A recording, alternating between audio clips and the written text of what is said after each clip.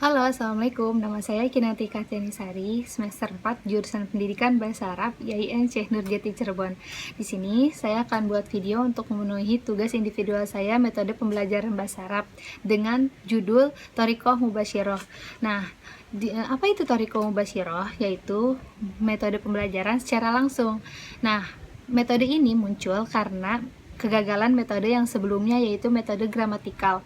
Nah, dalam metode ini siswa lebih diunggulkan dalam audio dan kalamnya gitu. Metode Mubasyiroh ini mempunyai beberapa kriteria atau karakteristik. Ada kelebihan dan ada kekurangan. Di sini kita akan bahas kelebihan terlebih dahulu. Kelebihan yang pertama itu memberi prioritas yang tinggi pada keterampilan berbahasa. Jadi di sini anak diprioritaskan dalam yang tadi saya sebutkan itu dalam audio dan kalamnya. Terus di sini siswa itu benar-benar ditekankan gitu ya untuk bisa kalam gitu, untuk bisa berbicara gitu. Itu yang kelebihan pertama. Lalu yang kedua di sini ada basis pembelajaran metode kepada teknik demonstratif. Nah, di sini itu contohnya misalkan menirukan apa yang sudah guru bicarakan. Contoh di sini contoh terdekat di kelas ya, misalkan contohnya itu pelajaran hadis atau mahfuzat. Nah, jadi guru masuk, di situ guru itu salam menggunakan bahasa yang biasa, terus siswa juga jawab salam. Nah, di situ guru ngisi materi, menanyakan pelajaran hari itu, terus masuk ke dalam materi ini. Ketika gurunya berbicara, nanti anaknya ini mengikuti. Gurunya bilang A, nanti anaknya bilang A gitu. Nah, sama juga menghafal langsung. Jadi ketika setelah mengikuti apa yang gurunya katakan, ketika sudah semua, nanti si anak ini akan menghafal apa yang sudah tadi guru jelaskan, lalu langsung menghafalkan di situ juga gitu. Nah, kalau untuk kelebihan ketiga ini ada mengelakkan atau meniadakan atau apa ya, bahasa kita tuh anti banget deh sama bahasa ibu gitu. Jadi tuh di sini tuh Thoriqoh Mubasyiroh itu udah tadi intinya anti bahasa ibu. Kita tidak boleh menggunakan bahasa ibu di sini. Nah, di sini ada yang keempat. Nah, keempat itu dalam kelebihan Thoriqoh Mubasyiroh ada kemampuan komunikasi lisan dilatih secara cepat melalui tanya jawab yang terencana dan pola interaksi yang bervariasi. Maksudnya di sini itu metode tanya jawab yang tadi saya bilang pada poin yang kedua. Nah, itu ketika guru menyebutkan materi tersebut, anak juga ngikutin. Nah, tapi di sini itu benar-benar ditekankan sekali gitu. Anak ini tuh harus bisa kalam, harus bisa berbicara gitu. Contoh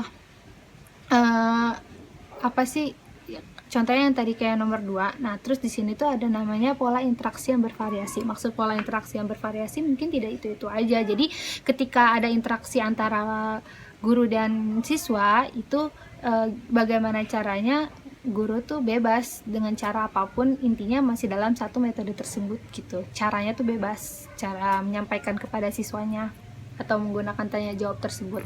Nah, lalu yang kelebihan yang terakhir di sini ada interaksi dan guru itu secara efektif, atau biasa disebut ini stimulus respon. Jadi dimana tadi poin-poin sebelumnya, dimana guru dan murid ini saling berkesinambungan, mutualisme, guru bertanya, murid menjawab. Terus dimana murid ini benar-benar mendapatkan apa yang guru tadi jelaskan gitu, atau jelaskan. Terus di sini tadi kelebihannya udah ya. Terus sekarang masuk ke kekurangan dalam metode ini itu fokus. Poin pertama ini, metode ini tuh cuma hanya fokus pada bahasa lisan, sehingga melemahkan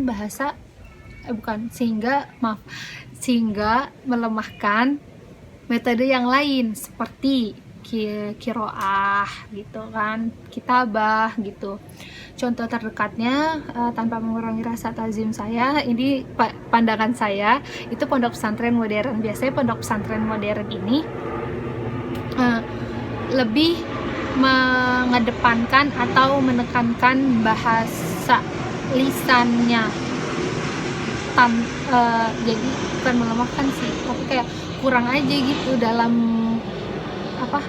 kiroahnya gitu kan. Kalau salaf itu kan kebalikannya ya, lebih ini kiroah dibanding kalamnya. Tapi kalau misalkan modern ini masuk ke metode yang ini kelemahannya gitu, jadi ya seperti itu.